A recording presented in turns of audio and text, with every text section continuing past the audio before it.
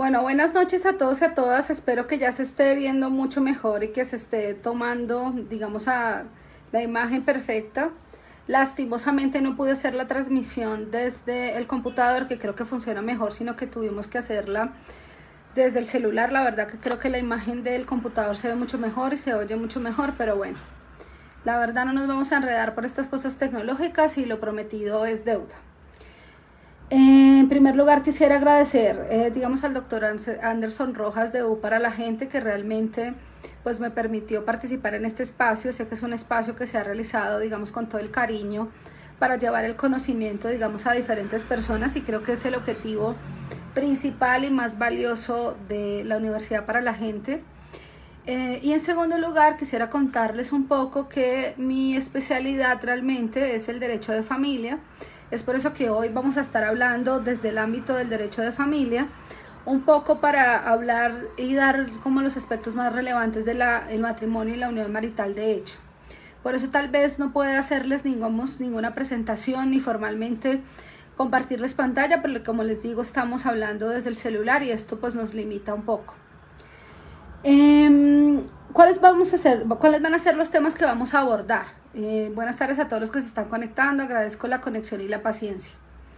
Hoy vamos a hablar un poco de esos diferentes modelos familiares que hoy en día pueden existir o se pueden dar, digamos, en la ciudadanía colombiana, y que nos llevan a pensar cuál es el régimen de derechos y obligaciones que de alguna u otra manera vamos a venirnos cuando decidimos tener uno de estos regímenes familiares. Si nosotros analizamos un poco, en Colombia, digamos hasta 1990, el concepto de familia desde el punto de vista jurídico, es decir, aquella que podemos conformar con otra persona para poder establecer un régimen de derechos y obligaciones de forma conjunta, era única y exclusivamente el matrimonio. Precisamente hasta 1990 en Colombia familia era igual a matrimonio. Cualquier otro régimen diferente era considerado ilegítimo, era considerado antinatural, era considerado espurio o dañable para la sociedad, pues como el concepto era familia igual matrimonio, cualquier otro modelo que no respondiera, digamos, a esas especificaciones de alguna u otra manera se consideraba ilegítimo, lo que no es normal.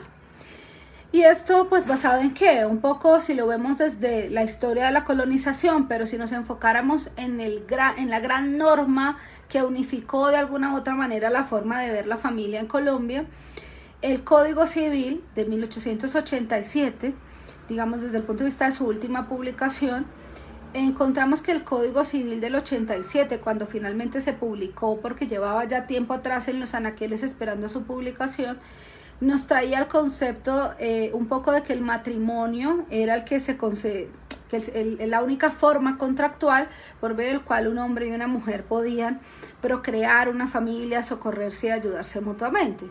Entonces, de 1887 a 1990, el concepto fue entonces uno solo: familia igual matrimonio.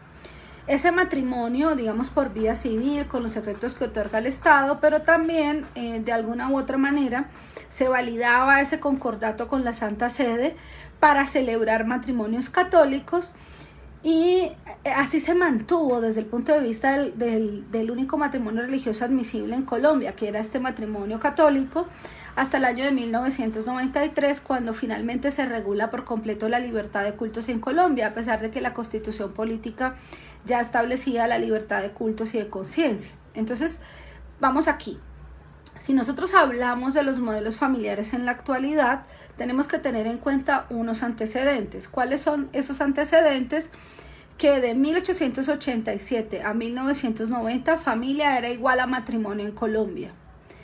Que desde 1990 se creó un régimen para legalizar las uniones de hecho, que antes se llamaban concubinato, dañable y punible ayuntamiento, barraganería, y que en 1990 esas uniones se comenzaron a llamar uniones maritales de hecho. Esas uniones que se daban por fuera de la norma, que se consideraban ilegales, que se consideraban antinaturales, que se consideraban ilegítimas, y por eso se le llamaba concubinato, amancebamiento, dañable y punible ayuntamiento, pues fueron de alguna u otra manera recogidas en una figura que se denominó a partir de 1990 unión marital de hecho. Desde 1887 hasta 1993 el matrimonio podría ser civil y religioso, pero religioso católico, y de 1993 en adelante ya podía ser un matrimonio religioso no católico, un poco auspiciado por esa libertad de cultos que trajo consigo la Constitución Política de 1991. Y digamos, ¿por qué hablo del 93? Porque en el 93 fue cuando se comenzó a discutir un proyecto de ley para desarrollar el derecho a la libertad religiosa en Colombia, que salió a la luz finalmente con la ley 133 de 1994. La ley 133 de 1994 desarrolló el derecho a la libertad religiosa en Colombia. Entonces vamos con dos momentos, 1887 a 1990, familia igual matrimonio. De 1990 en adelante, familia también podía ser constituida por unión marital de hecho, que recoge y trata de proteger esas uniones libres, esos concubinatos, ese dañable y punible ayuntamiento que se daba, digamos, categóricamente desde el punto de vista social a las uniones de parejas que no estaban casadas. En 1993 se comienza a discutir la libertad de cultos y finalmente es mediante la ley 133 del 94 que se aprueba otro matrimonio diferente al católico, que es el que pueden hacer las diferentes confesiones religiosas en Colombia.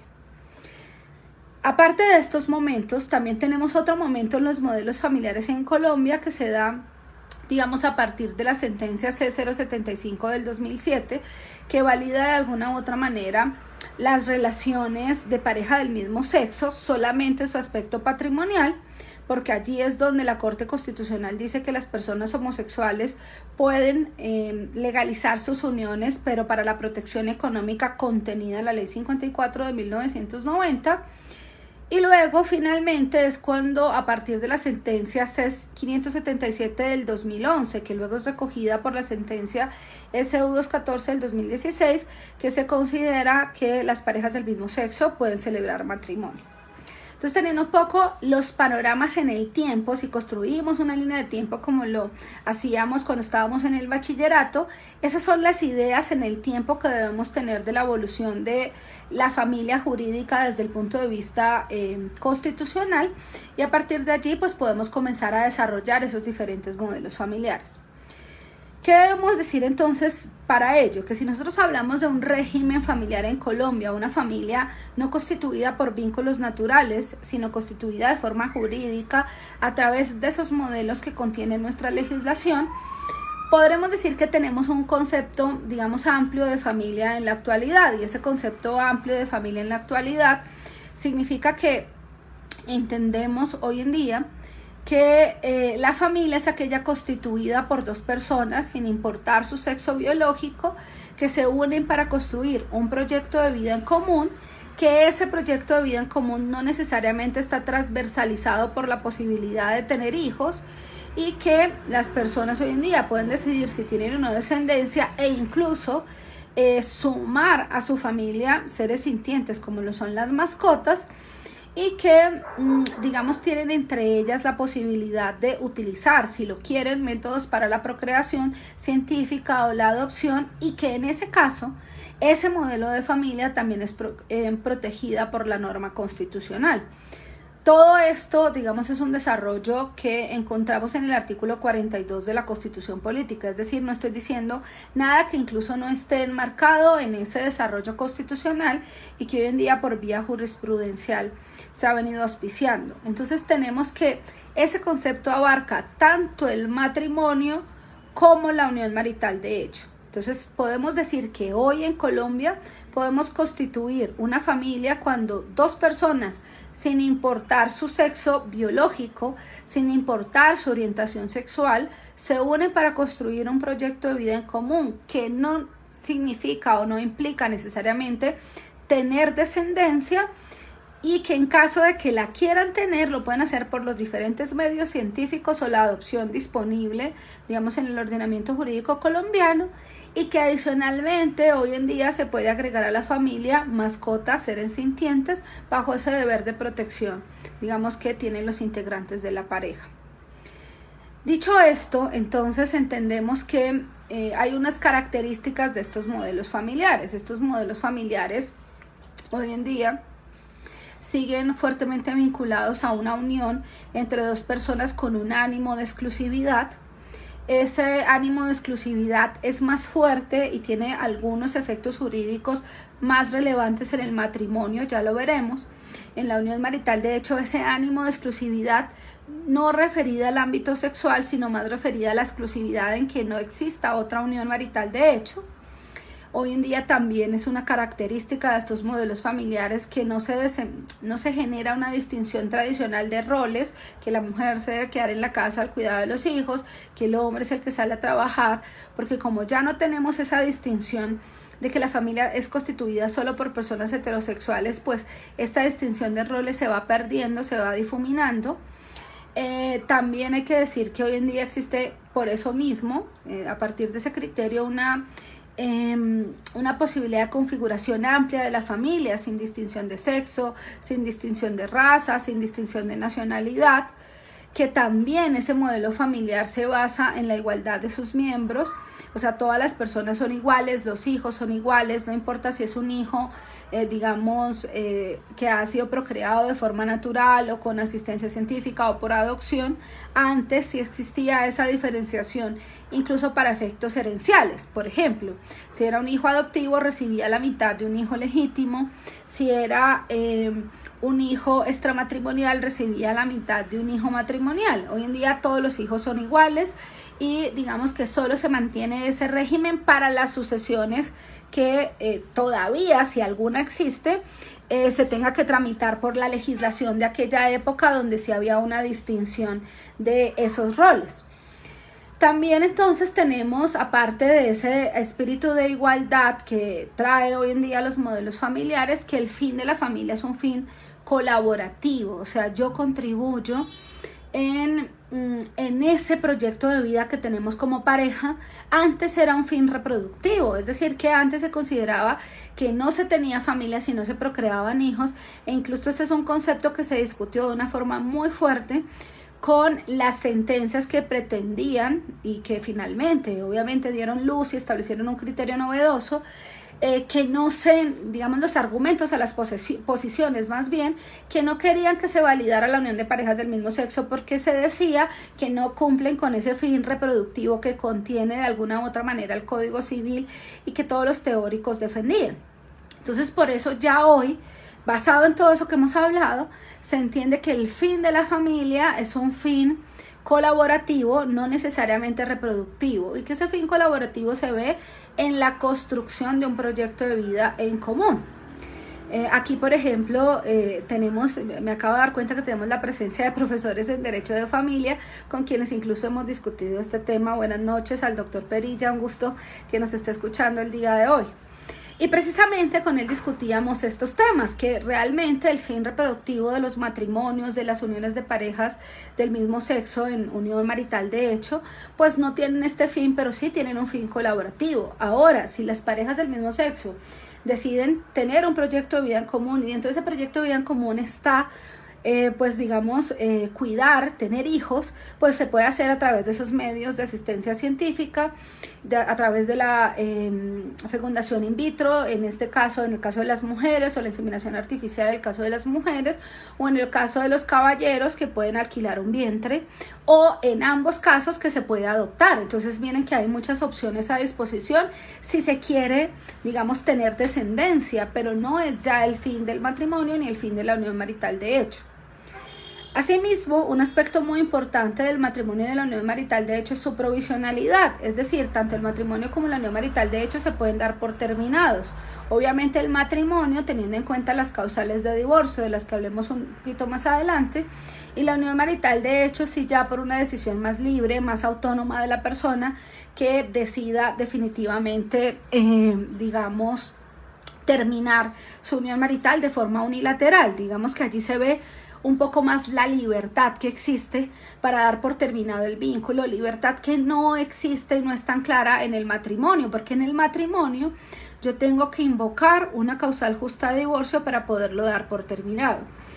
Y eso me lleva, digamos, a una afirmación que siempre realizo, digamos, en mis clases, y es que las personas, los ciudadanos colombianos, debemos ser más conscientes de que no nos podemos casar por amor, porque el desamor no es una causal de divorcio, ni no nos debemos casar porque estamos aburridos, porque tampoco el aburrimiento es una causal de divorcio. O sea, como que me parece o me causa mucha curiosidad cuando las parejas dicen ya lo que sigue en esta relación es casarnos, porque ya la verdad es que la relación se tornó monótona. Si la respuesta es esa, o la justificación es esa, pues realmente mi consejo es no se case. Y no se case porque en el momento que usted se aburra, en el momento que ese amor se acabe, yo creo que, como lo dice Rick Arena, es mejor cambiarlo en vez de repararlo. Entonces es mejor, la verdad, que si ese es el argumento para casarse, las personas no deberían hacerlo.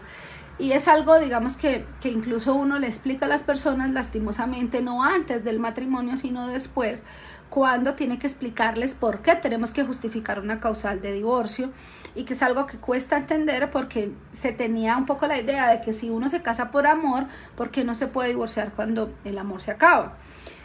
Digamos que esto para un poco hablar también de las diferencias y ese carácter provisional un poco del matrimonio y la unión marital de hecho.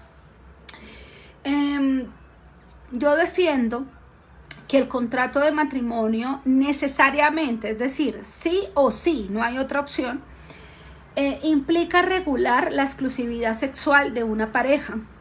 Y esto significa que si yo no soy exclusivo con mi pareja y de alguna u otra manera incumplo ese deber de exclusividad sexual, pues me pueden invocar una causal de divorcio. Precisamente, la causal primera de divorcio dice, es causal de divorcio las relaciones sexuales extramatrimoniales comprobadas de uno de los cónyuges. Entonces, al decir esto, significa que yo estoy incumpliendo, o una de las partes está incumpliendo su deber de ser exclusivo sexualmente, y por eso la otra puede invocar una causal justa de divorcio. Y esto es una gran diferencia con la unión marital. Y dirán, ¿pero por qué? La unión marital también el deber de fidelidad existe. Pero resulta que en múltiples sentencias se ha dejado claro dos cosas. Uno, para terminar una unión marital necesito causales. Si ustedes leen la ley 54 del 90, en los deberes conyugales de alguna u otra manera se ve ese deber de respeto recíproco, pero no hay una causal específica que diga se puede terminar una unión marital de hecho por infidelidad, por el contrario, o por relaciones sexuales extramatrimoniales. Por el contrario, lo que dice la norma es que yo puedo terminar de forma unilateral la unión. ¿Y en qué parte lo dice? Porque ustedes dirán, usted está diciendo una mentira, eso no está en la ley 54 de 1990. Si ustedes ven los últimos artículos de la ley 54 de 1990, cuando dice que prescribe la acción para declarar los efectos patrimoniales de la unión marital a partir de la separación física y definitiva de la pareja, del matrimonio con terceros o de la muerte de alguno de los dos compañeros, pues de alguna u otra manera nos está diciendo que la separación física, la separación de hecho, disuelve el vínculo. Y por sentido común, por lógica, una separación de hecho se puede dar de forma unilateral.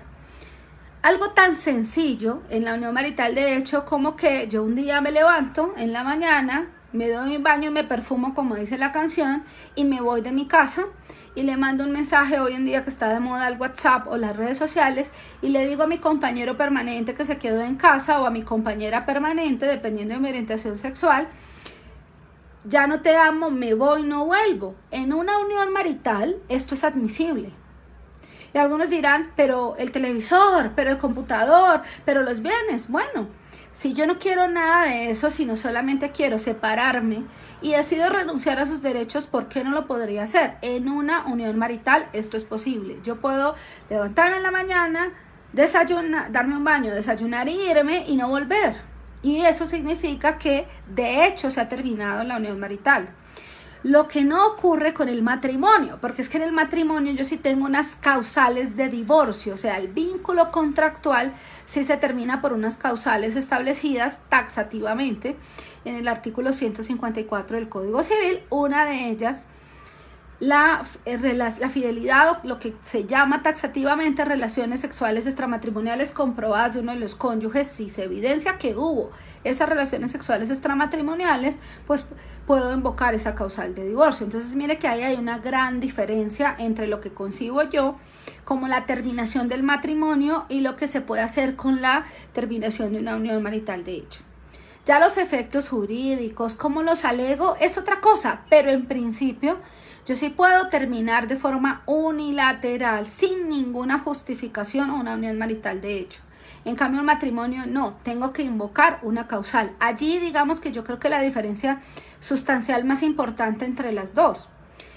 Y la otra, digamos el otro aspecto, es que la Corte precisamente por este fin, por estas diferencias entre matrimonio y unión marital de hecho, ha establecido la Corte Suprema de Justicia que la promiscuidad sexual, es decir, que uno de los integrantes de una pareja constituida por unión marital de hecho tenga, o sea, si alguno de los dos es promiscuo sexualmente hablando, tenga múltiples parejas sexuales, pero solo una pareja con la que conviva, con la que quiera tener una familia, esa promiscuidad sexual no afecta a la unión marital de hecho, pero esa promiscuidad sexual, volvemos al tema de las relaciones sexuales exclusivas, sí afecta, digamos, el matrimonio. Entonces miren por qué estamos hablando de esas grandes diferencias entre matrimonio y unión marital. Lo otro, digamos desde el punto de vista jurídico, es que en principio yo solo puedo tener un matrimonio. Eventualmente, si ese matrimonio no se registró, pero no significa que no exista, eventualmente si ese matrimonio no se registró y no aparece en mi registro civil de nacimiento huella de que estoy casada, lo que puede ocurrir es que la persona se case una segunda vez, pero ese segundo matrimonio va a tener, digamos, una consecuencia jurídica denominada nulidad, es decir, que estaría inmerso en una causal de nulidad. Dice nuestra norma que el matrimonio es nulo y sin efectos cuando yo tengo vigente un matrimonio anterior. Entonces, en teoría, en principio, dos matrimonios con efectos jurídicos válidos frente al Estado no podrían coexistir, pero sí pueden coexistir un matrimonio con una unión marital de hecho. Y yo creo que el ejemplo más claro de la coexistencia de un matrimonio con unión marital de hecho es en el aspecto pensional, cuando ustedes ven en muchos casos que dividen una pensión entre la esposa y la compañera permanente, o entre los esposos o entre las compañeras permanentes, dependiendo del tipo de relación que sea. Entonces allí hay una gran diferencia. Aquí nos están diciendo, bueno, que nos están haciendo una pregunta de si es posible hacer claridad frente al interrogante de cuándo la posibilidad de subsistencia de la unión marital de hecho declarada formalmente con el posterior matrimonio entre las mismas personas, o si para contraer nupcias entre personas se debe terminar formalmente el vínculo unión marital. Esta pregunta nos dice va referida al régimen patrimonial. Bueno, aquí hay varias cosas. La ley no lo dice. En principio, nosotros hemos tenido dos momentos en los que hemos validado qué pasa cuando una persona al mismo tiempo tiene unión marital, pero luego decide casarse. Y esto es muy común. Después de los confinamientos obligatorios, muchas personas dijeron, bueno, estamos conviviendo en unión marital, de hecho, casémonos porque ya está la prueba de fuego. Estar más de un año encerrados juntos, tiempo completo, 24/7, hizo que descubriéramos que definitivamente somos la pareja para toda la vida, y decidieron casarse. ¿Cómo resolvíamos esto antes? Digamos que antes de cuándo, más o menos antes del 2017, lo resolvíamos diciendo que si no se alegó la unión marital de hecho, las cosas quedaban, digamos, como en la situación que se encontraban al momento de casarse, es decir, que los bienes quedaban en cabeza de cada uno y eran bienes propios en principio, no existía, digamos, ninguna relación entre esos bienes, y que se contaba de cero la sociedad conyugal. Pero hay precedente de la Corte Suprema de Justicia que hoy en día establece que se entienden agregados, porque son las mismas partes y porque no hubo ruptura de la convivencia, que se entienden agregados esos bienes de la unión marital de hecho a la sociedad conyugal. Entonces así es como se hace ahora, pero un poco desde el punto de vista del precedente.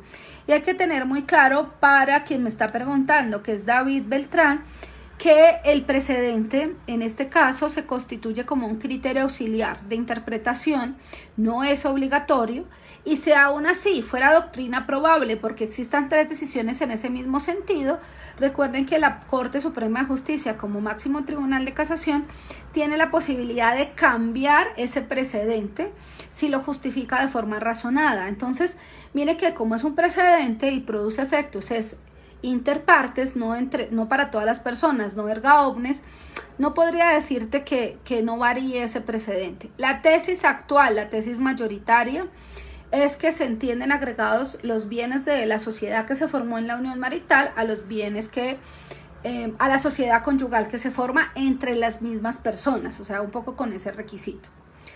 Bueno, resuelto esa pregunta, digamos que no generamos una dinámica específica, pero voy a tratar de responder las preguntas siempre y cuando no me saquen mucho del tema. Pues entonces continuemos con esas diferencias. Estábamos en que en principio 2 matrimonios podrían coexistir, pero el segundo es susceptible de anularse porque recuerden que un matrimonio no puede estar en curso, en causal de nulidad cuando existe un matrimonio anterior. También debemos decir que desde el punto de vista de la unión marital puede coexistir un matrimonio con unión marital, por eso es que nosotros dividimos hoy en día las pensiones. Diferente es lo económico, eso ya lo vamos a ver un poco más adelante, pero en principio lo económico va a tener una injerencia, digamos, posterior. Se supone que si nos casamos por amor, lo económico no debería tener importancia en este tipo de relaciones. Entonces, por eso es que les digo que lo económico pasa a un segundo plano, es accesorio, es secundario al matrimonio.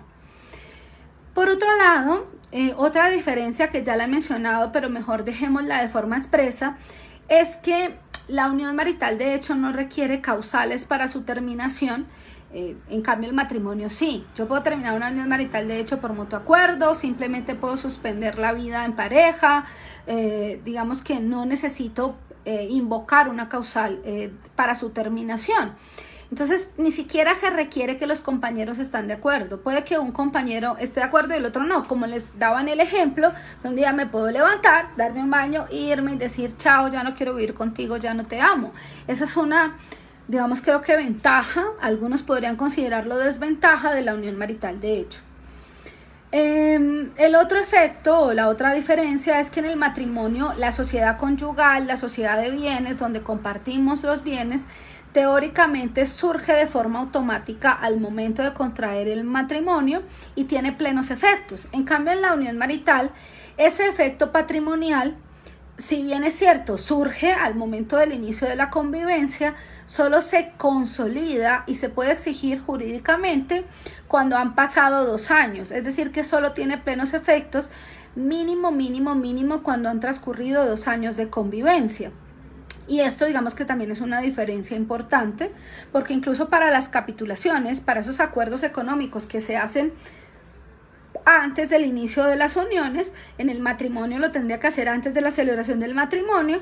En la unión marital, de hecho, la jurisprudencia de la Corte, especialmente un precedente del año 2020, si no estoy mal es el SC 2222 del 2020, y lo recuerdo solo por la facilidad que es el mismo número, no crean que mi memoria es tan prodigiosa.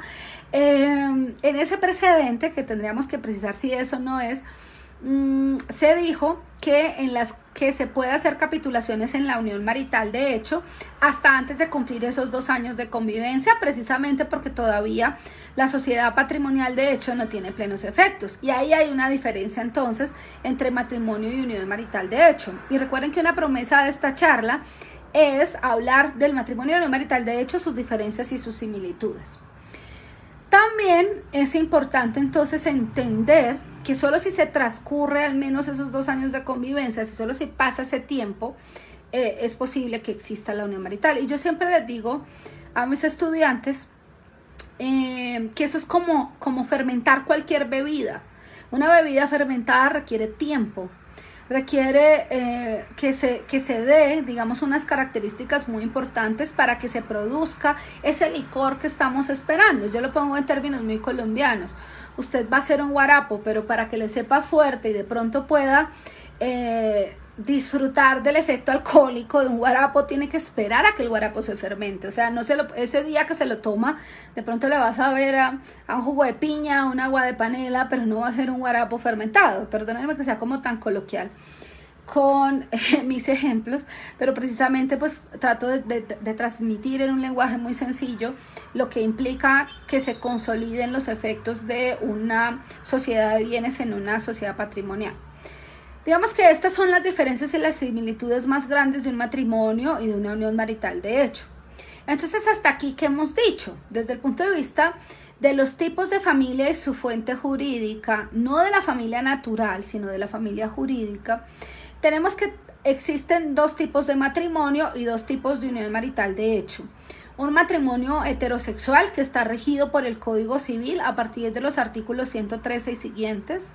Un matrimonio de parejas del mismo sexo o para los movimientos sociales llamado matrimonio igualitario, que ha sido reconocido por la sentencia C-577 del 2011 y especialmente por la SU 214 del 2016. Y tenemos una unión marital de hecho heterosexual regulada por la Ley 54 de 1990 y la Ley 979 del 2005. Y la unión de parejas del mismo sexo o la unión igualitaria, reconocida en principio en su aspecto patrimonial en la sentencia C075 del 2007 y finalmente entendida como una forma de familia con la sentencia C577 del 2011. Y ustedes dirán, ¿por qué esa diferenciación? Aquí un aspecto muy importante que hay que aclarar.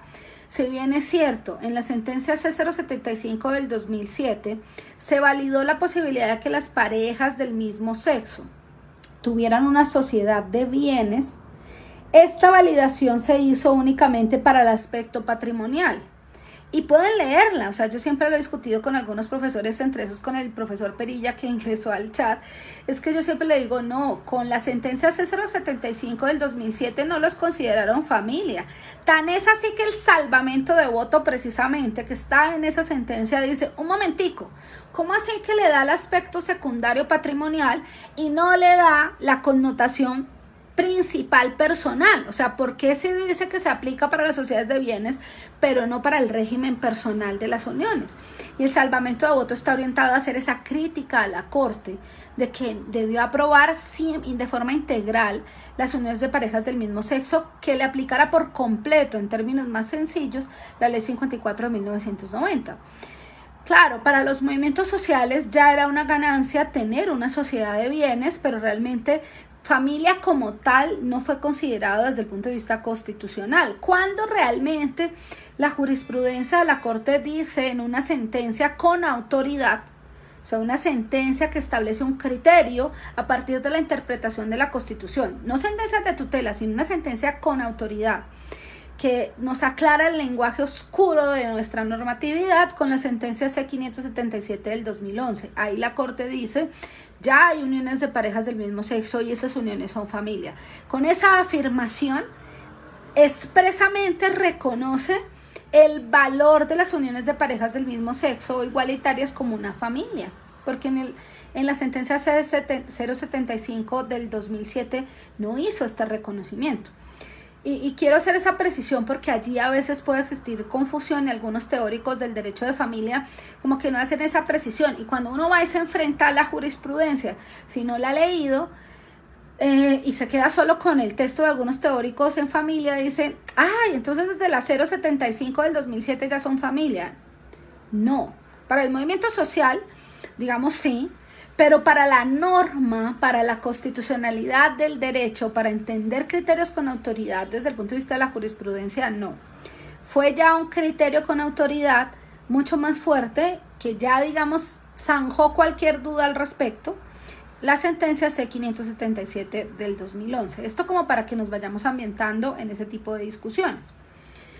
Entonces, entremos a desglosar una y una de las figuras. Primero hablamos del matrimonio, luego hablaremos de la unión marital de hecho. Entonces, teniendo en cuenta esa figura del matrimonio, pues debemos entender que el matrimonio, por una definición clara del Código Civil, especialmente en el artículo 113, pero digamos que yo tengo mi criterio, como les digo, del matrimonio, y ya lo vamos a mencionar, Decíamos que el matrimonio en principio pues se considera como un contrato solemne, o sea, un vínculo jurídico en que dos personas, sin importar su sexo biológico hoy en día, se unen teniendo entre ellas iguales derechos y obligaciones para socorrerse, para auxiliarse mutuamente. En los fallos de constitucionalidad que ya les he mencionado con antelación, claramente se dice que ya no es un fin del matrimonio, y yo lo he dicho aquí, la procreación eventualmente solo se espera del matrimonio heterosexual. Algunos dicen que el matrimonio no es un contrato y entonces se afincan un poco en el tema de que el matrimonio no persigue un fin económico. Otros, como por ejemplo la suscrita, creemos que se producen obligaciones bilaterales para las dos partes, es decir, que los dos cónyuges tienen obligaciones recíprocas entre ellos y que por lo tanto, digamos, existen contratos que no tienen un fin económico en sí mismo. Entonces seguimos, digamos, con esas discusiones que ya ustedes, cada uno, Sergio, Cristian, Lady, Magda, que los veo allí conectados, en general todos los que estamos conectados podremos decidir si nos vamos por una tesis contractualista que digamos dice que no es contrato porque no persigue un fin económico, o una tesis que está más orientada hacia las obligaciones que se produce y que dice pues es un acuerdo de voluntades donde claramente hay obligaciones recíprocas para las partes. Pero bueno, no quiero entrar un poco a ver toda esa discusión teórica porque cada uno de ustedes cuando lea la literatura, si le interesa, pues podrá tomar una tesis en uno y otro sentido. ¿Qué es lo cierto del matrimonio? Que es un acuerdo de voluntades donde dos personas de forma recíproca se obligan entre ellos y tienen igualdad de derechos y obligaciones, en términos muy sencillos. La pregunta, María José, te la resuelvo cuando hablemos de la unión marital de hecho, así que la dejamos en stand-by. Si bien la puedes repetir en ese momento, con mucho gusto. ¿Qué es lo que vemos de un matrimonio? Pues un matrimonio pues está sujeto a unas solemnidades especiales, es decir, que para que produzca efectos debe darse esa solemnidad. Si es en notaría, pues una escritura pública. Si se hace ante un juez, pues el auto. Si se hace, digamos, ante una autoridad religiosa por el acta de matrimonio que válidamente ellos suscriben. De lo contrario, el matrimonio no sea válido. Un ejemplo de un matrimonio que no es válido, pensemos en esos matrimonios simbólicos que se hacen por personas que no son indígenas ante una autoridad indígena, es decir, que es ese que se hace por allá, digamos en la Sierra Nevada, con los mamos, con los taitas indígenas, pero que realmente es un tema muy simbólico que para los que no somos indígenas pues no tiene ninguna validez porque no cumple con las solemnidades. O tenemos la escritura, o tenemos el auto firmado por el juez, o tenemos el acta de matrimonio suscrito por la autoridad eclesiástica que celebró el matrimonio. De lo contrario, pues no existe. Ahora, hay un punto muy importante de los matrimonios que hay que tener en cuenta. Cuando producen efectos jurídicos, desde que se celebra o desde que se registra. Y entonces ahí tenemos que aclarar que el registro pues está regulado por el decreto 1260 del 70 y que el registro no establece ninguna sanción, es decir que si yo no lo registro, pues digamos que no hay sanción. El matrimonio existe desde que se celebra con esa solemnidad de escritura, auto o acta de matrimonio. El registro solo tiene un aspecto relevante y es que el registro lo que hace el matrimonio es oponible a terceros. O sea, no es que sea válido o inválido, eso no tiene nada que ver, sino la oponibilidad, es decir que debe ser oponible a terceros. Para el registro implica eso, nada más, publicidad. Que todo el mundo sepa que yo estoy casado o casada. Pero el matrimonio existe cuando se da la formalidad principal que les mencioné antes, escritura pública, auto o acta de matrimonio. El registro será para efectos de oponibilidad.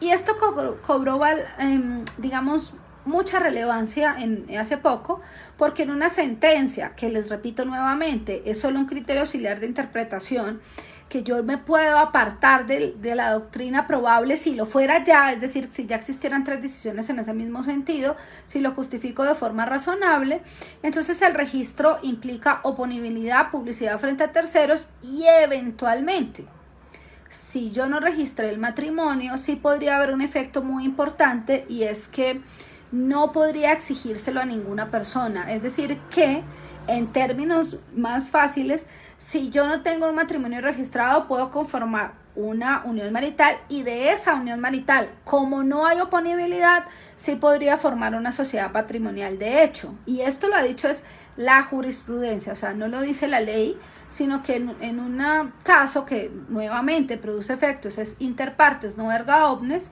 la Corte establece que si no hay cómo oponer el matrimonio y la otra persona, digamos, de buena fe, se unió con alguien que consideraba estaba soltero, pero realmente no lo estaba, pues hay que protegerla en sus aspectos económicos.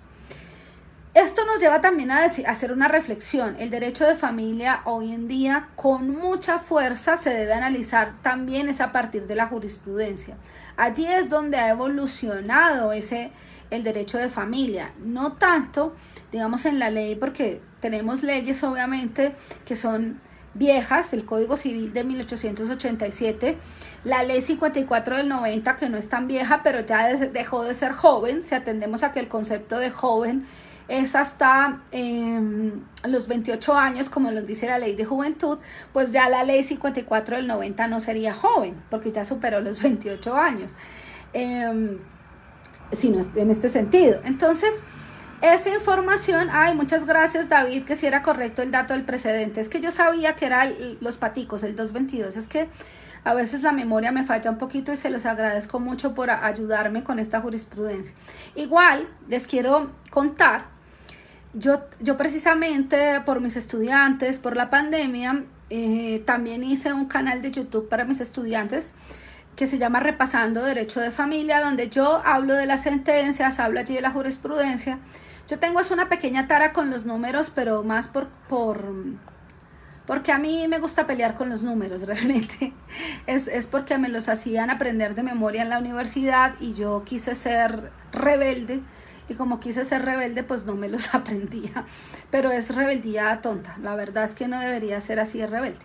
Bueno, volvamos al tema. Entonces te agradezco que nos hayas aclarado ese punto de la jurisprudencia. Entonces les decía, si volvemos otra vez al matrimonio, que el matrimonio no se registre no lo hace inválido. Lo que hace la falta de registro es que hay falta de oponibilidad frente a terceros. Esa es la implicación que tiene no hacer el registro.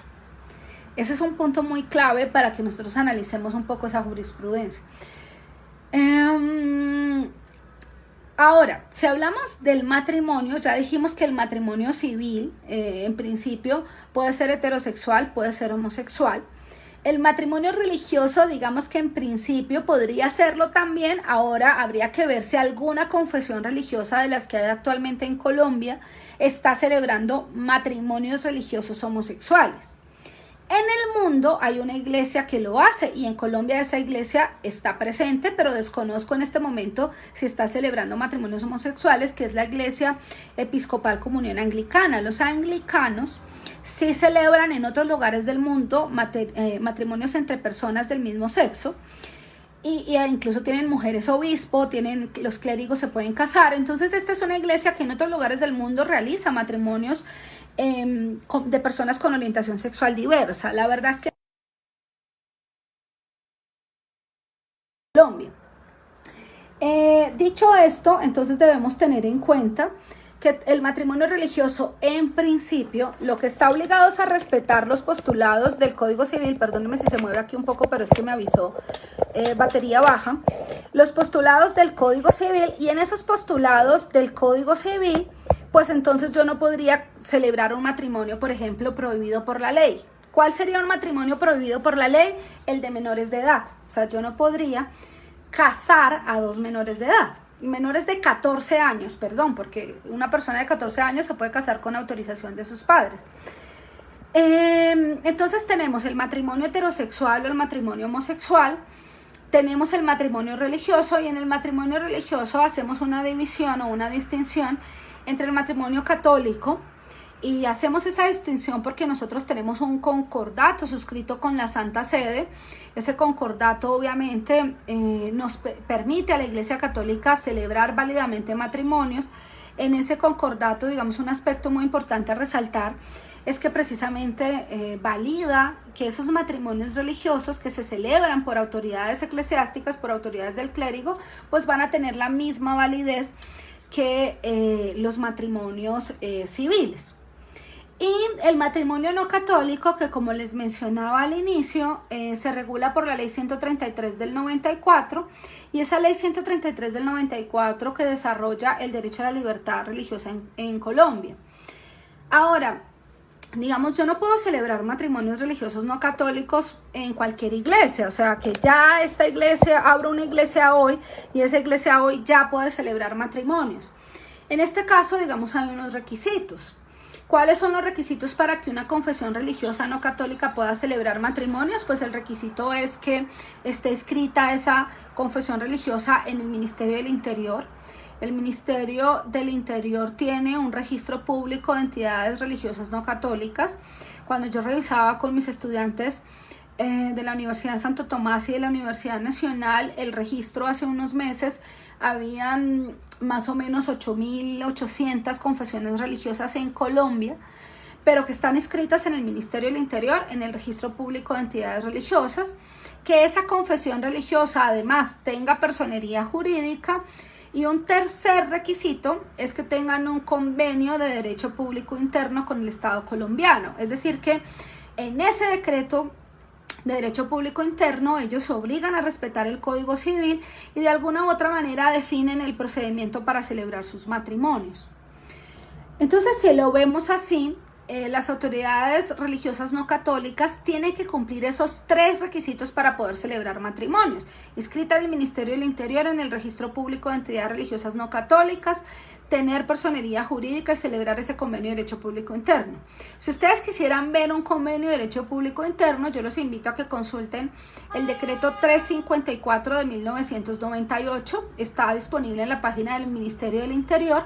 En ese decreto 354 del 98, el Estado colombiano le valida a algunas entidades religiosas la posibilidad de que se celebren matrimonios. Por ejemplo, allí está Casa sobre la Roca, está la iglesia luterana, está la iglesia adventista, si mal no recuerdo están las iglesias que conforman la Asamblea de Dios y el Concilio de Iglesias Evangélicas de Colombia. O sea, allí ya nos dicen cuáles desde el 98 pueden celebrar matrimonios. O sea que si ustedes lo ven incluso en el tiempo, a pesar de que en el 94 finalmente sale la ley, comienza un poco a desarrollarse en el 93, en el 94 sale la ley, es hasta el 98 que las primeras entidades religiosas no católicas adquieren la posibilidad de celebrar matrimonios. O sea, tampoco es algo que se hubiera dado automáticamente con la Constitución de 1991. Yo sé que este es un dato que les parece a algunos después parecer insignificante, pero para quienes nos dedicamos al derecho de familia y vemos un poco la evolución, pues esto nos permite un poco entender cómo se ha dado esa evolución en el tiempo. Entonces, si lo vemos desde quiénes pueden celebrar el matrimonio, continuando esta línea para explicar el régimen del matrimonio, pues un matrimonio civil lo puede celebrar un juez o un notario. El juez será el juez civil municipal, aunque uno creyera que la competencia es del juez de familia, realmente la competencia es del juez civil municipal. El notario del domicilio de alguno de los contrayentes y el religioso, pues la autoridad de la iglesia o del culto respectivo. Cuando se obtiene la personería jurídica y se hace ese registro público de entidades religiosas no católicas, en el Ministerio del Interior se dice claramente cuál es, digamos, un poco la autoridad religiosa, el sacerdote, el clérigo, el pastor, dependiendo cómo se dé la denominación en cada iglesia, que puede celebrar matrimonios, que tiene esa potestad. Entonces uno, si quisiera saber si su matrimonio religioso es válido, pues en principio podría acudir a ese registro público de entidades religiosas y verificar que esa iglesia esté reconocida, tenga personería y tenga ese convenio de derecho público interno. Pero también yo les digo a mis estudiantes que hay una forma muy sencilla de verificarlo. Es fácil darse cuenta. Cuando una confesión religiosa no católica le pide a sus feligreses que primero se case ante un notario, En muchas ocasiones esto ocurre porque ocurre porque no cuenta con esos requisitos, porque no los cumple. Y como no los cumple, para que ese matrimonio tenga efectos, ese matrimonio cristiano, digamos, ese matrimonio no católico tenga efectos, por eso es que se pide que se intente el matrimonio primero ante un notario. Esa puede ser un indicador, pero no es el único. ¿Por qué no es el único? Porque incluso muchos matrimonios religiosos católicos primero acuden ante el notario. Y ustedes dirán, ¿tiene alguna garantía que yo haga un matrimonio ante notario y también ante la iglesia? Ninguna, es lo mismo. Para efectos, frente al Estado colombiano es lo mismo. Lo que pasa es que una tiene una bendición de un sacerdote, si usted es religioso, en su espiritualidad, pues de alguna u otra manera, pues está viviendo tranquilo, no está viviendo en pecado.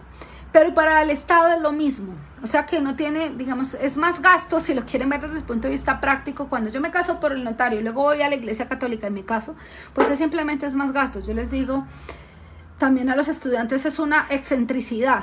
Es una excentricidad porque realmente, pues no, digamos, los efectos jurídicos terminarían siendo los mismos. Incluso, en muchas ocasiones algunos prefieren el matrimonio ante notario, porque el matrimonio ante notario se termina definitivamente.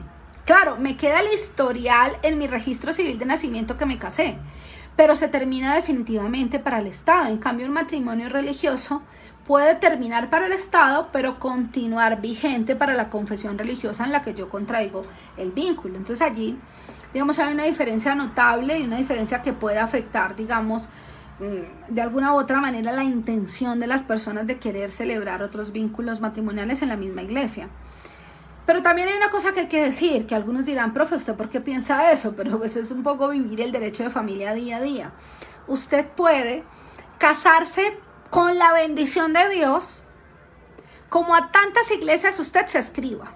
Es decir, hoy soy católico, y ya me casé por lo católico, ya sé que no me puedo volver a casar por lo católico si no inicio el proceso ante el tribunal eclesiástico y anulo el matrimonio, porque la iglesia no admite el divorcio, sino la nulidad, la iglesia católica. Pero yo renuncio a ser católico y me convierto hoy a una iglesia. Pensemos en una iglesia, Dios de su santa voluntad, para no ofender a ninguna iglesia. Y yo luego voy y me afilio a esa iglesia y esa iglesia puede celebrar matrimonios válidos ante Colombia, pues yo puedo ir a esa iglesia y casarme. Y así sucesivamente con tantas iglesias como autorización para casarse existan. Entonces, no es verdad cuando dicen que yo solo me puedo casar con la bendición de Dios una sola vez. Yo me puedo casar por la bendición de Dios, como tantas confesiones religiosas yo cambie. ¿Perverso? Sí, puede ser que digan ustedes cómo llegan a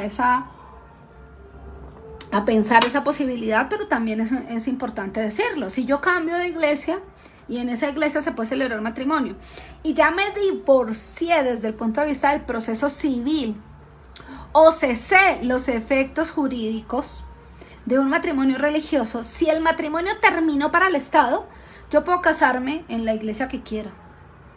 Diferente es en la misma iglesia. En la misma iglesia tengo que iniciar el proceso de nulidad, si lo admite esa iglesia o esa confesión religiosa.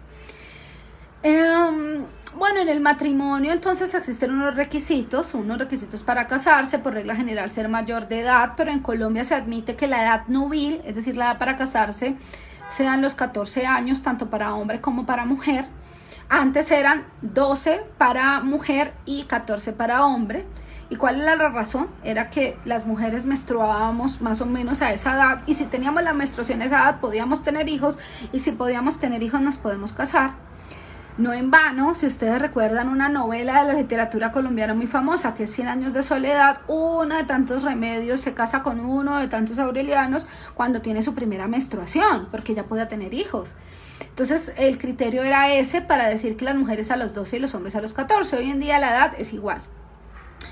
También es importante entender que no debe existir, digamos, un impedimento, y que si yo me caso sin la autorización de mis padres siendo menor de edad, es decir, entre los 14 y los 18 años, mi padre me puede desheredar. Y la Corte, específicamente en la sentencia C-344 del 93, por favor siempre verifiquen estas sentencias, pero es la C-344 del 93, valida desde el punto de vista constitucional el derecho de los padres a desheredar a sus hijos si se casan sin su consentimiento. Y una sentencia muy polémica del año pasado para la unión marital, porque resulta que que yo en el matrimonio requiero consentimiento de los padres, allí hay otra diferencia, pero en cambio en la unión marital no. Yo puedo constituir una unión marital sin el consentimiento de mis padres. Por eso era que este año estaba en trámite un proyecto que ya se archivó, que pretendía, digamos de alguna u otra manera, limitar la posibilidad del matrimonio antes de los 18 años, del matrimonio infantil.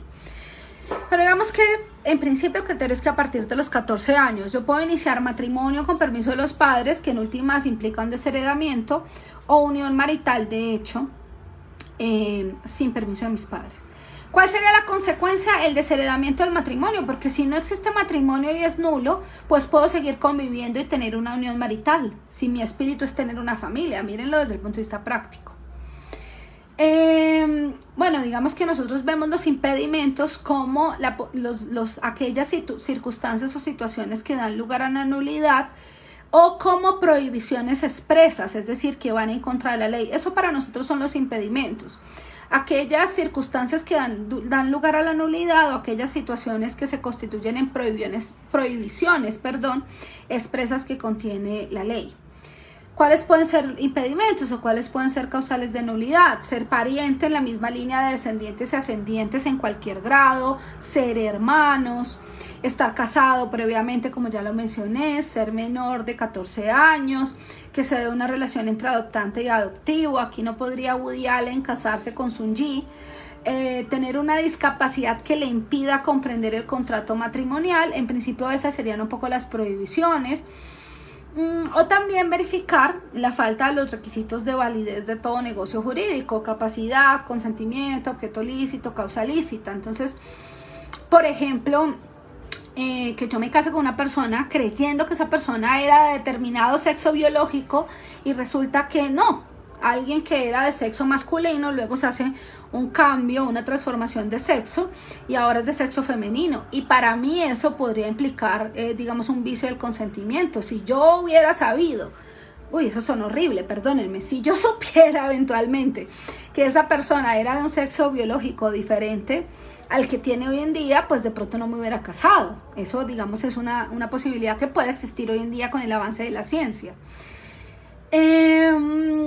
O también, por ejemplo, si quien me casó es una persona que no tenía competencia, que no era competente para celebrar el matrimonio. Pensemos que una persona de un credo religioso no tenía la habilitación, no tenía la autorización para celebrar sus matrimonios. Bueno, entonces en el matrimonio vemos todas estas circunstancias y efectivamente nosotros podríamos celebrar ese matrimonio de forma válida. ¿Cuándo se disuelve un matrimonio? Se disuelve por la muerte. También una unión marital de hecho se disuelve por la muerte. Se disuelve con el matrimonio, con el divorcio, nosotros hablamos del divorcio en matrimonios civiles. Y en los matrimonios religiosos la palabra jurídicamente correcta es cesación de efectos civiles. ¿Por qué? Porque como les dije, el matrimonio religioso se anula conforme a la confesión religiosa, es decir, que los efectos jurídicos van a terminar frente al Estado colombiano, por eso se llama cesación de efectos civiles, pero continúan frente a la iglesia, frente al culto, frente a la congregación respectiva. Por eso se llama, cuando el matrimonio es religioso no se llama divorcio, se llama cesación de efectos civiles. Por lo mismo, el matrimonio termina para el Estado, pero continúa vigente para la confesión religiosa, el culto o esa congregación. Aquí nos están haciendo una pregunta del matrimonio. Si no hay matrimonio siendo menor de edad, pero si hay una unión marital de hecho, ¿mis padres también me podrían desheredar? La respuesta, Claudia, es que no. Porque recuerda que las normas sobre las sucesiones son normas de orden público y son normas que tienen que ver con adquirir la propiedad. La sucesión es una forma de adquirir el derecho de dominio de las cosas. Estas normas son de orden público y el criterio que hasta hoy tiene la Corte, puede cambiar, es que las normas de orden público solo pueden ser modificadas por el legislador. En ese sentido, la causal de desheredamiento es taxativa, es de orden público, solo la puedo invocar para el matrimonio, pero no la puedo invocar para la unión marital de hecho. Ahora, podría incurrirse en otra causal, de indignidad o desheredamiento. Por ejemplo, cuando yo falté al honor de mi padre o de mi madre, o a los parientes, digamos, más cercanos de mi padre o mi madre. Por ejemplo, este no es de sucesiones, pero lo explico brevemente. Si yo hice una afrenta al honor a mi padre y eso de alguna u otra manera mi padre lo prueba, lo justifica, es probable que la causal no sea desheredamiento porque se causó sin mi permiso, porque en la unión marital de hecho no tengo que pedir el permiso, como ya lo dije, pero sí pueda justificarlo de pronto. Habría que ver si probatoriamente tengo la posibilidad por una falta al honor grave, digamos, de ese padre. Pero ahora, digamos que esto no es sencillo, probatoriamente hablando, es difícil. O sea, justifíqueme cuál es la falta al honor al casarse siendo menor de edad. Si en principio yo puedo tener relaciones sexuales consentidas en una edad igual o superior a los 14 años. Consentidas en una edad igual o superior a los 14. Entonces, Claudia, no sé si esto resuelva tu pregunta, por favor, me confirmas por el chat, pero en principio, para la unión marital de hecho no aplicaría otra causal si la logro probar. Esto así como en términos muy sencillos. Entonces, solo recuerden esto ya para volver al tema anterior. En el matrimonio civil nosotros hacemos divorcio. En el matrimonio religioso nosotros hacemos es cesación de efectos civiles, divorcio no. Es decir, que en el matrimonio religioso se termina frente al Estado colombiano, pero no se termina frente a esa confesión religiosa, congregación o culto. Por ejemplo, en la Iglesia Católica, que es la que tengo un poco más cercana, hay que iniciar el trámite ante el Tribunal Eclesiástico y solicitar la nulidad. Incluso hay abogados expertos en derecho eclesiástico. Un poco para ir avanzando, ¿cuáles son las causales de divorcio en Colombia? Pues las contenidas en principio en el artículo 154 del Código Civil. La infidelidad, en genérico lo llamamos así, pero realmente el nombre técnico sería relaciones sexuales extramatrimoniales comprobadas de uno de los cónyuges. Entonces, ¿qué implica? Que yo pruebe la relación sexual. Si yo no pruebo la relación sexual, sino que la presumo, no se me comprueba esa causal. Podría ser otra, podría ser una falta de respeto, pero no relaciones sexuales extramaritales. Pensemos un ejemplo traído digamos, un poco de la imaginación. El hecho de que yo vea a mi esposo entrando a un motel amoblado o lugar de arrendamiento por horas donde se va a tener relaciones sexuales en términos más sencillos, que yo lo vea entrar con otra persona, me puede hacer presumir que va a tener relaciones sexuales, pero no me prueba las relaciones sexuales. Una prueba de las relaciones sexuales sería, por ejemplo, tener un hijo, pero que entra a un motel con otro o con otra, no prueba las relaciones sexuales. Por eso la norma dice relaciones sexuales extramatrimoniales comprobadas de uno de los cónyuges. Entonces viene que esa es, digamos, que creo que una causal muy difícil de probar. Fácil probarla con un hijo. Si un día mi esposo recibe o esposa recibe una demanda de investigación de la paternidad o maternidad, de pronto allí esté la prueba. Si la prueba de ADN sale con un resultado del 9.999%, pues diríamos sí. Del 99.9%, perdón. Otra causal es ese grave e injustificado incumplimiento de los deberes conyugales. ¿Cuáles son los deberes conyugales? Cohabitación, permanencia, ayuda y socorro mutuo, respeto recíproco. Otra causal son los ultrajes, el trato cruel, los maltratamientos de obra. En palabras más sencillas, cualquier forma de violencia intrafamiliar o violencia de género, física, psicológica, económica, verbal. Una embriaguez habitual que realmente afecte, digamos, el matrimonio. No es que de vez en cuando, cada 8 días o cada 15, mi esposo o esposa se toma unas copas. Eso no lo hace alcohólico. Entonces, digamos que la embriaguez habitual estaría más enfocada hacia una enfermedad como el alcoholismo.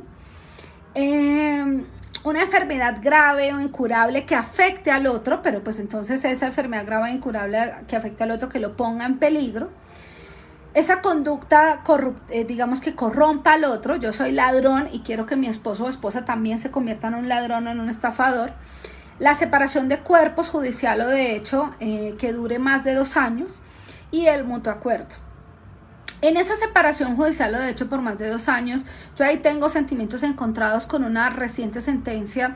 Bueno, digo reciente, pero realmente es del año pasado, de la Corte Suprema de Justicia, porque yo considero que esa sentencia elimina las solemnidades del matrimonio. Considero que realmente es una sentencia que afecta, digamos, la forma de concebir el matrimonio, y es precisamente la sentencia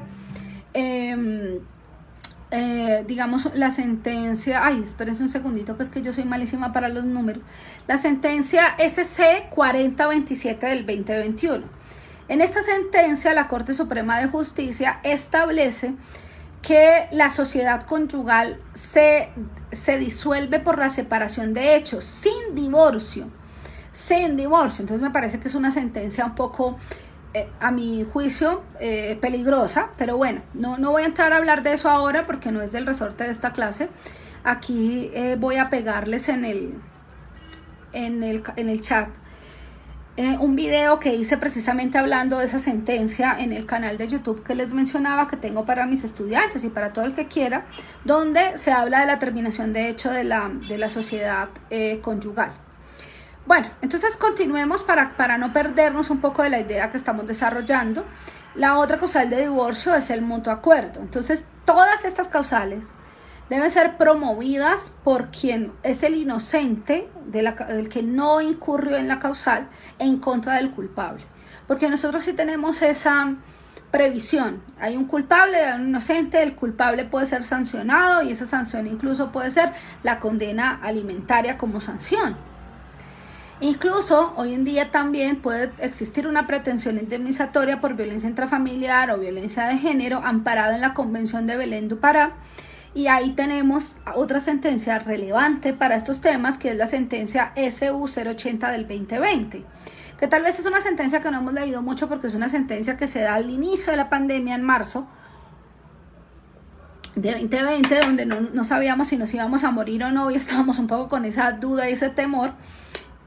Y entonces de pronto no se le dio tanta relevancia a esa sentencia o que merece. Ahora, hay una diferencia que sí quiero hacer. Es diferente separarse de cuerpos o separarse de hecho. La separación de cuerpos es una figura jurídica específica contenida en el Código Civil. Es una figura donde los cónyuges de mutuo acuerdo deciden separarse sin disolver el matrimonio, suspenden solamente su vida en común para decidir si quieren estar casados o no. Y si quieren estar casados, le piden al juez que les autorice esa separación. Yo digo que esta es la verdadera figura que desarrolla démonos un tiempo, es la separación de cuerpos. Y este tiempo debe ser validado por el juez.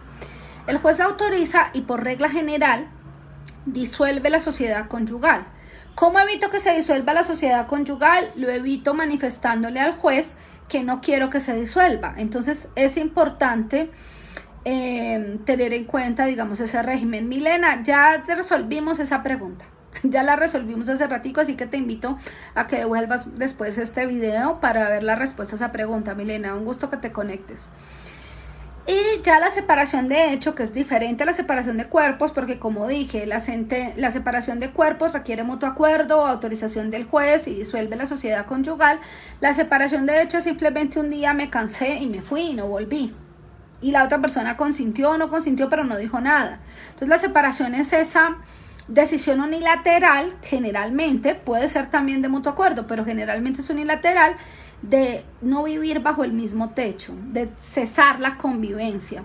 Y esa separación de hecho pues puede configurar una causal de divorcio, porque un deber del matrimonio es convivir. O sea, yo me caso en principio para convivir. La no convivencia debe ser excepcional.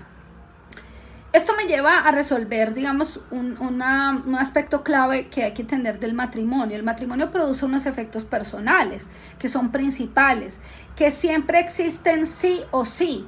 Singularidad, respeto recíproco, solidaridad, ayuda y socorro mutuos, dirección conjunta del hogar, cohabitación y permanencia, existen sí o sí.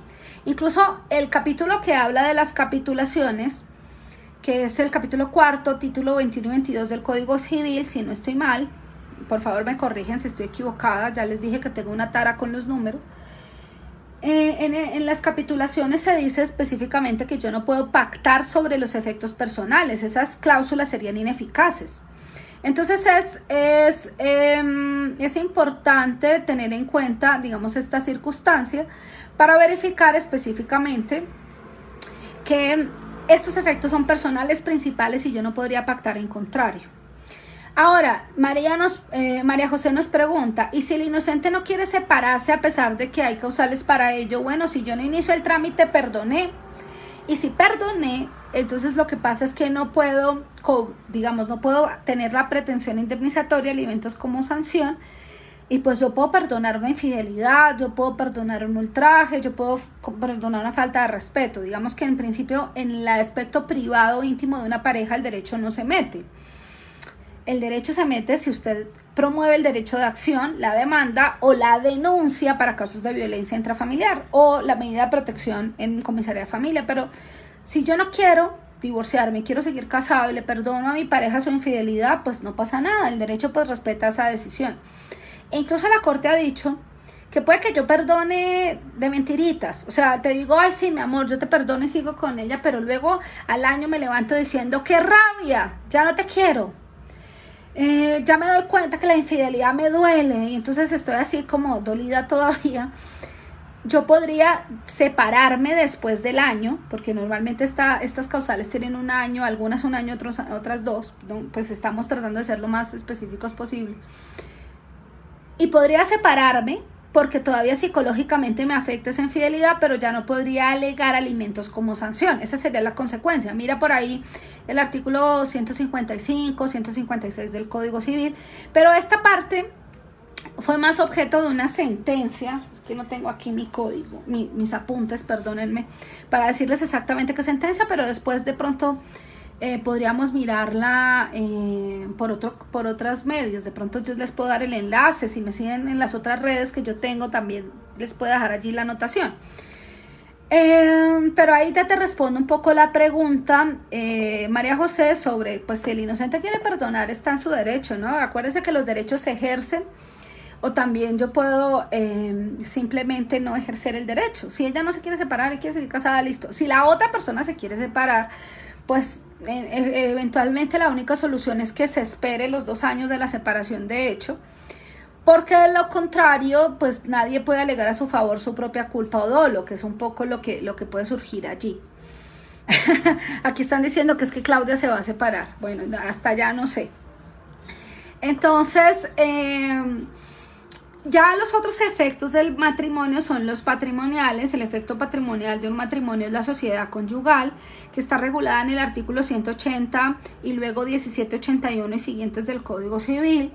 La sociedad conyugal es una sociedad de bienes, una sociedad económica que se conforma por regla general por todos esos bienes que o bien se aportan al matrimonio o bien se adquieren durante el matrimonio. Específicamente, para que ustedes puedan hablar del haber de la sociedad, miren el artículo 1781 y siguientes del Código Civil. Esta charla no va a tratar mucho de los efectos patrimoniales porque sería otra charla con más tiempo. Pero pues si quieren, y perdónenme que les diga, pero es que es una herramienta que creé allí para mis estudiantes. Hay muchos videos sobre esto en el canal de YouTube para que ustedes puedan acceder a ellos si quieren. O sea, no quiero que esto se convierta en un tema de obligatoriedad tampoco. O después armamos otra charla con el profesor Anderson para hablar solo del régimen económico. También es posible, para que usted diga, no, esta mujer nos quiere obligar a la fuerza a ir a ese canal. Y no, esa no es la idea. El afectado no quiere separarse a pesar de que la otra persona detiene la relación, pues ya es un tema probatorio, es un tema que debe decidir el juez. María José, nadie puede alegar a su favor su culpa o dolo. Lo que puede hacer la persona culpable es esperar los 2 años de la separación de hecho y a los 2 años ya puede iniciar el trámite. Eso sí podrían hacer. Ahora, como no vamos a entrar a hablar de las sociedades de bienes, entonces entremos a hablar de la unión marital, ya en sus aspectos más personales. Como les hablaba en principio, la unión marital, digamos, nos mete en un asunto muy claro. El asunto claro es que en la unión marital yo tengo la posibilidad de constituir una familia sin estar casado. Digamos que la unión marital de alguna u otra manera nos mete en esa discusión en que yo no necesito casarme para tener una familia. Esa, digamos, es un tema muy, muy importante que yo debo tener en cuenta. O sea, ya no casarse es una opción válida en Colombia y es una opción válida a partir de 1990. Y lo otro implica que si yo no me caso y quiero conformar una familia, pues yo veo es la voluntad responsable de conformar esa familia. Y la Corte ha dicho un poco que esto implica que yo quiero iniciar una convivencia con ánimo de permanencia, que de alguna u otra manera yo sea solidario con mi pareja. El artículo 42 de la Constitución Política precisamente dice que existen en el ordenamiento jurídico diferentes modelos familiares, que esos modelos familiares están protegidos de forma constitucional, y uno de esos modelos familiares es la unión marital de hecho. O sea, la unión marital de hecho es un producto de los diferentes cambios que se dan en las relaciones familiares hoy en día. Y yo incluso defiendo la unión marital de hecho en el sentido de que para la unión marital de hecho, para iniciarla, no necesito declararla, porque a veces la unión marital de hecho inicia con la ratificación tácita de la voluntad, cuando te comienzan a dejar el cepillo de dientes, cuando te comienzan a dejar la camiseta, cuando te comienzan a dejar la ropa interior, y con el tiempo te das cuenta que la persona se mudó a tu casa, tú no dijiste nada, lo aceptaste, ahí ya se forma una unión marital. Por eso es que cuando nosotros definimos un concepto de unión marital, hablamos de esa unión de dos personas, también sin que importe su sexo biológico o el sexo asignado al nacer, que sin cumplir ninguna formalidad deciden desarrollar un proyecto de vida en común y vivir como familia. Pero la unión marital va más allá del simple noviazgo y de las relaciones sexuales esporádicas entre las dos personas. En la unión marital no necesito hacer una declaratoria, ni firmar un acta, ni firmar una escritura, ni ir ante el juez por regla general. Y esa es una diferencia muy importante con el matrimonio. ¿Cuándo va la unión marital al juzgado? ¿Cuándo va la notaría? Cuando queremos pelear por dinero y no tenemos un mutuo acuerdo y queremos los efectos de la unión, o cuando lo queremos para fines probatorios, por ejemplo, para obtener una pensión. Pero una persona en Colombia puede tener una unión marital que nunca pase por el sistema jurídico. Simplemente pensemos que con Milena, que la conozco, yo le digo a Milena, tengamos una unión marital, y Milena me dice que sí, iniciamos la convivencia, y cuando termina el amor entre Milena y Marcela Daza, yo le puedo decir a Milena, oiga Milena, ¿para qué vamos a pelear si nosotras nos amábamos? Venga, quédese usted con su casa, con su carro, yo me quedo con mi casa y con mi carro, y chao, no pasa nada. Eso es lo bonito de una unión marital, no necesita pasar por el sistema jurídico. ¿Sí? Entonces mira, gracias Milena. Lo que pasa es que yo todavía soy heterosexual. Si algún día se me da por otra cosa, Milena, lo pensaré. No sé, de pronto me estoy perdiendo de cosas interesantes, pero por ahora no lo sabemos. Aquí me hacen una pregunta, perdónenme que me acerque un poco. Me dice, pero si en la relación hay violencia intrafamiliar, hasta ahorita se instauró la denuncia, ¿aplican los 2 años? Pues si es actual, recuerden que para la violencia intrafamiliar, si lo hacemos ante comisaría de familia, los hechos deben ser dentro de los 30 días siguientes. Yo la verdad desconozco los términos en penal porque no soy penalista y ahí sí te lo quedo debiendo, pero al menos desde el punto de vista de las comisarías son 30 días. Ahora, la sentencia SU 080 del 2020, por eso les digo que es tan importante, del caso de la exmagistrada del Consejo de Estado, la doctora Estela Contó, estableció que no es necesario denunciar, que incluso después del tiempo que haya pasado yo puedo pedir no tanto los alimentos como sanción, porque la corte allí como que es un poco ambigua, sino que puedo pedir la indemnización por violencia de género amparada en la Convención de Belén do Pará, Milena. Entonces puede ser esa alternativa. SU 080 del 2020, no alegar, se puede alegar el divorcio sí, de pronto los efectos como los alimentos no, pero de pronto sí, otra vez, esto suena como una diatriba, pero así es, pero de pronto sí puedes pedir indemnización por esa violencia intrafamiliar, violencia de género amparado en la Convención de Belén do Pará, y así lo admitió la Corte en esa sentencia de unificación. Nos pregunta Cindy, profe, en la separación de hecho, ¿es difícil probarlo cuando viven en la misma casa? Sí, es muy difícil, ahí es con testimonios, ahí habría que decir que realmente se suspendió la vida en común. Pero eso es muy difícil porque incluso si los vecinos, si los vigilantes todavía lo ven como familia, lo ven como esposo y esposa, pues es posible que realmente la separación de hecho no se haya dado nunca. Y allí el tema más son testimonios de los hijos, testimonios de los vecinos, testimonios de los vigilantes del régimen de propiedad horizontal. El tema se complica, Cindy, para el aspecto probatorio.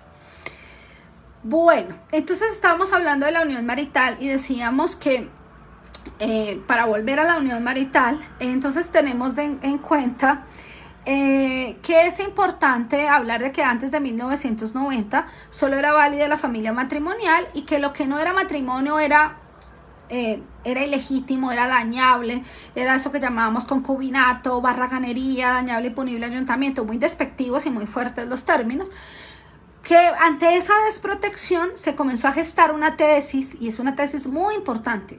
¿Por qué es importante? Porque nos dio un valor allí desde el punto de vista del trabajo doméstico.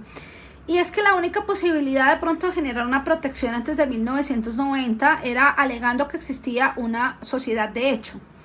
Una sociedad de hecho civil que después de la ley 222 del 95 se convirtió en sociedades de hecho comercial, pero pues se seguían aplicando por vía jurisprudencial, que implicaba que yo probara aporte, y el aporte se probaba con trabajo doméstico. O sea, si yo no hago el almuerzo, tengo que pagar el almuerzo, eso tiene un valor.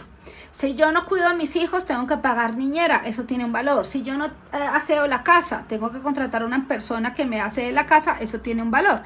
Entonces, el trabajo doméstico como un valor es aporte. Entonces es muy importante porque de alguna u otra manera se reconocen nuestros derechos como mujeres, y aquellas mujeres que se dedican al trabajo doméstico comienzan a tener una protección.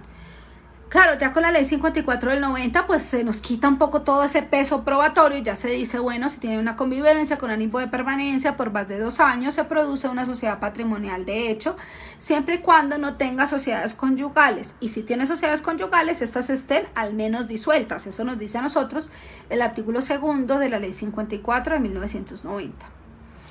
Entonces en la unión marital de hecho, yo miro esa voluntad responsable de conformar la unión marital de hecho como un aspecto relevante, por ejemplo en el caso de la hipotética unión entre Milena y la suscrita, donde de alguna u otra manera, y aquí no importa Milena si somos heteros o no, eso digamos que hoy en día eso no debería ser relevante, porque cada persona en su libre albedrío podría decidir transitar, digamos, transitar en cada uno de estas orientaciones sexuales sin que nadie te juzgue, que es un tema constitucional. Pero eventualmente, si fuera una decisión nuestra, pues lo podemos hacer, porque tenemos capacidad de discernimiento para tomar una decisión como esas incluso. Por eso yo siempre les digo bromeando a mis amigas, pues no sé si lo que estamos haciendo es perdiéndonos de algo muy bueno. Por ahora no tengo esa curiosidad ni esa necesidad, pero somos seres humanos, en 10 años de pronto cambiamos de parecer. ¿Quién sabe? O sea, tampoco tenemos ahí pues que ponernos una etiqueta toda la vida si queremos cambiar. Eso es lo bonito del libre desarrollo de la personalidad.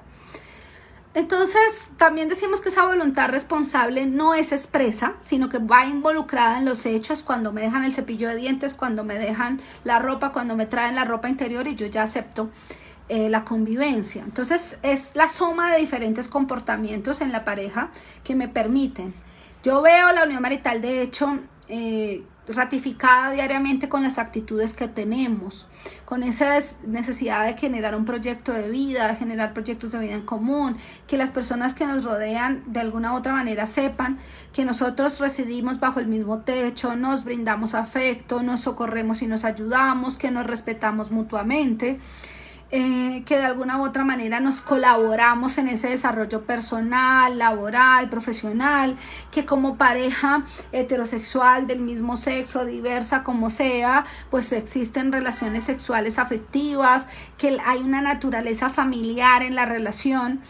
Y más que todo se ve la dependencia. En la unión marital un tema muy importante es probar esa dependencia, porque si fuéramos novios o novias, cada uno estaría en su casa y no rendiríamos cuentas de lo que hacemos, pero ya cuando estamos en una relación familiar, si uno no va a llegar a su casa, mínimo por respeto con el otro, uno le avisa, oiga, me voy a quedar con mis amigos tomándome unas cervezas, no llego a la casa. Entonces es un poco ver que va más allá de lo esporádico, va más allá de lo casual. Hay una dependencia, o sea, el nivel de independencia es muy bajito en ese aspecto, digamos, en ese sentido. No digo que no haya independencia, pero es una independencia diferente.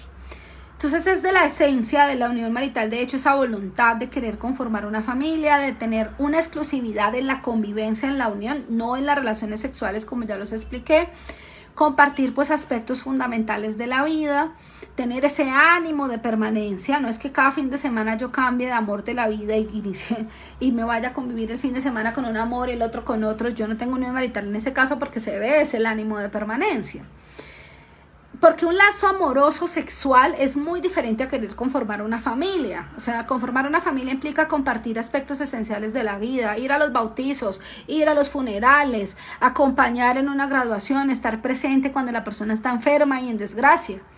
¿Sí? Yo veía por ahí el video de un cantante vallenato que decide pedirle matrimonio a su esposa cuando esta esposa o esta mujer con la que convivía en unión marital, de hecho, se queda con él durante el tiempo de cuarentena del COVID, siendo él positivo, ella negativa para COVID. Dice, mira, esta mujer compartió un aspecto esencial de mi vida, la enfermedad, riesgo de morir.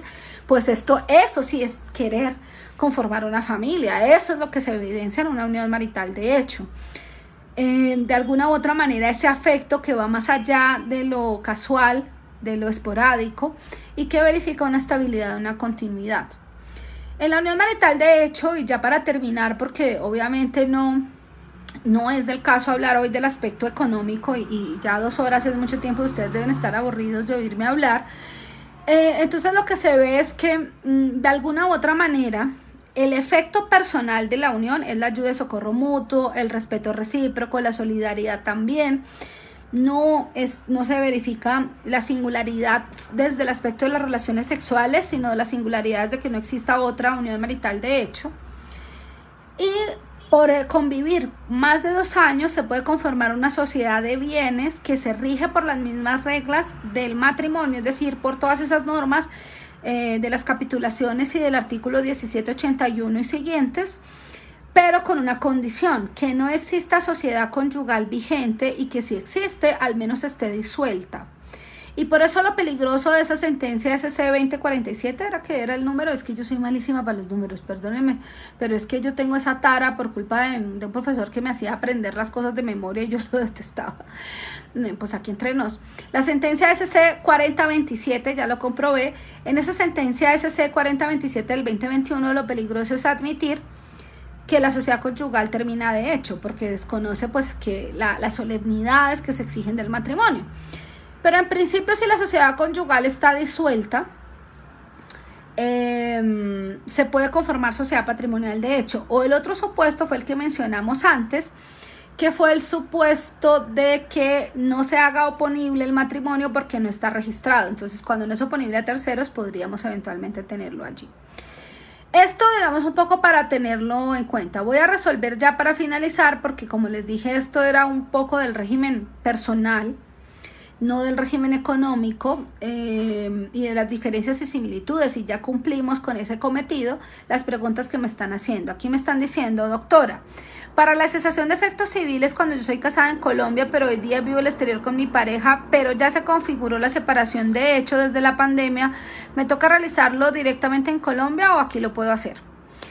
Lo puedes hacer por escritura pública en el extranjero, o lo puedes hacer ante una autoridad en el extranjero, pero tiene un problema, que para la homologación de sentencias en el extranjero tienes que tramitar un exequatur, y el exequatur es un, digamos, desde el punto de vista jurídico, tendrías que hacerlo ante la Corte Suprema de Justicia y te sale más costoso. Mi recomendación es que le des poder a un abogado en Colombia y lo hagas a través de escritura pública en Colombia. Te sale más barato, más rápido y no tienes que tramitar el exequatur. Y además el exequatur no es válido si está referido a derechos patrimoniales sobre bienes raíces. Entonces mi consejo, Sandra, es que mejor te separes en Colombia por escritura pública y no tengas que hacer ese trámite ante la Corte Suprema de Justicia. Ramiro nos dice, el mayor valor de los bienes propios, ¿cómo se maneja en la unión marital? Pues en principio en la unión marital, si el mayor valor es producto de la devaluación de la moneda, no ingresa. Si el mayor valor tiene que ver con la inversión de dinero de la sociedad en bienes propios, se tiene que devolver a título de recompensa, Ramiro. Entonces habría que ver ese mayor valor por qué se produjo. ¿Se produjo de forma natural por la devaluación de la moneda o se produjo ese mayor valor porque se hizo una inversión en los bienes sociales? Si fue porque se hizo una inversión, ahí sí hay que cuantificarlo y le pertenece a la sociedad patrimonial de hecho. Un poco sobre esto puedes mirar los videos que te digo que allí hago liquidaciones y eso. Yo empecé esos videos era más porque la verdad en pandemia me cansaba de repetir, hay que ser honesto, y segundo porque allí traté de explicar en pandemia porque era muy difícil a veces así en las clases sincrónicas explicar lo económico. Y allí pues hay algunos ejemplos de liquidaciones y eso que tal vez te puedan servir. Y si no te pueden servir, pues ya no pasa nada tampoco. O sea, la idea no es, como les digo, obligarlos a que hagan, a que sigan o que vean estos videos, sino decirles que está la herramienta que la pueden usar. Bueno, yo creo que ya con esto los dejo descansar. Espero que haya sido muy práctico. Discúlpenos los errores al inicio. Realmente fue muy difícil al inicio conectarnos y por eso nos tocó un poco desde el celular. Y pues por eso se ve un poco el escenario no tan bonito, pues porque desde el celular la escenografía cambia un poco. Pero les agradezco mucho escucharme, le agradezco mucho al profesor Anderson Rojas por permitirme este espacio. Aquí volveremos con U para la gente, si se lo piden al doctor Anderson, de pronto me invite de nuevo, hay que hacerle el guiño guiño para hablar de los derechos económicos, porque bueno, eso ya es otra clase. Entonces muchísimas gracias. Cuídense mucho, yo ya les envié el enlace, pero ahorita se los vuelvo a copiar nuevamente, entonces que tengan una feliz noche y gracias por escucharme y por la paciencia. Hasta luego.